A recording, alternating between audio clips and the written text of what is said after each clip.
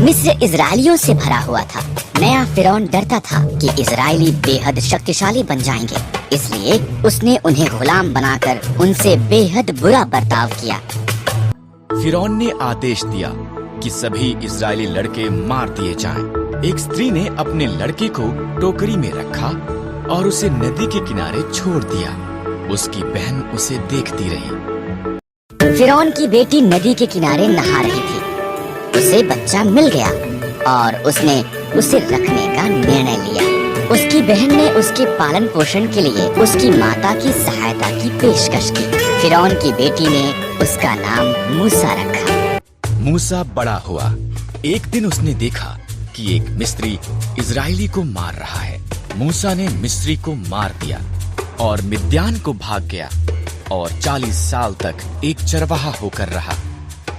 मूसा होरब पर्वत पर अपनी भेड़ों की निगरानी कर रहा था।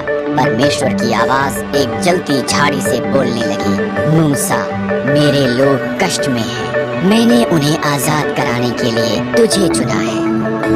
मैं नहीं कर सकता, मूसा ने जवाब दिया। मैं तुम्हारी सहायता करूंगा। परमेश्वर ने वादा किया। अपनी लाठी नीचे फेंक। मूसा ने किया। वो लाठी एक सांप में बदल गई। जब उसने इसे उठाया, वो पुनः एक लाठी बन गई।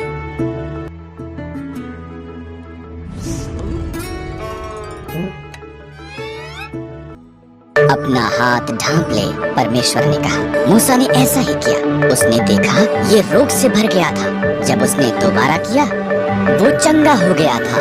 ये जाकर फिरौन को दिखा। परमेश्वर ने कहा, मैं एक अच्छा वक्ता नहीं हूँ। मूसा ने कहा, मैं तुझे शब्द दूंगा। परमेश्वर ने कहा, तुम्हारा भाई हारून सहायता कर सकता है। इस तरह मूसा इजरायलियों को आजाद करने के लिए फिरौन को बताने के लिए गया।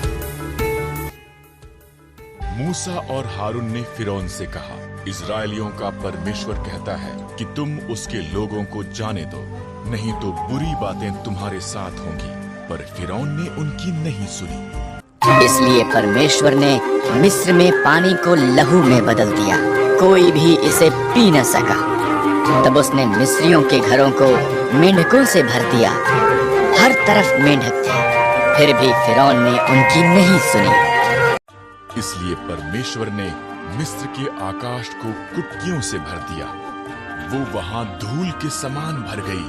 फिर उसने मिस्र के देश को डांसों से भर दिया। फिर भी फिरौन ने उनकी नहीं सुनी। इसलिए परमेश्वर ने मिस्र के जानवरों को मार दिया।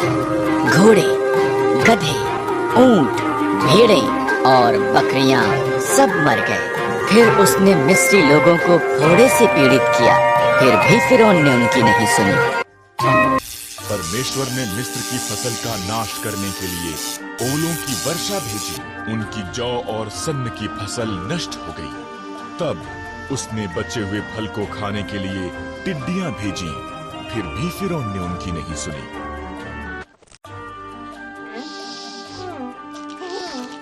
इसलिए परमेश्वर ने देश में अंधकार भेजा। फिर भी फिरौन ने उनकी नहीं सुनी। परमेश्वर ने कहा, मैं मिस्र में प्रत्येक पहिलौठों को मार दूंगा और सभी पशुओं के पहिलौठों को भी। मेरे लोग एक मेमने को मारें, उसे खाएं और उसके लहू को उनके द्वार की चौखट पर लगाएं। मैं लहू को देखूंगा और उनके घरों को छोड़ दूंगा। उनके बच्चे नहीं मरेंगे।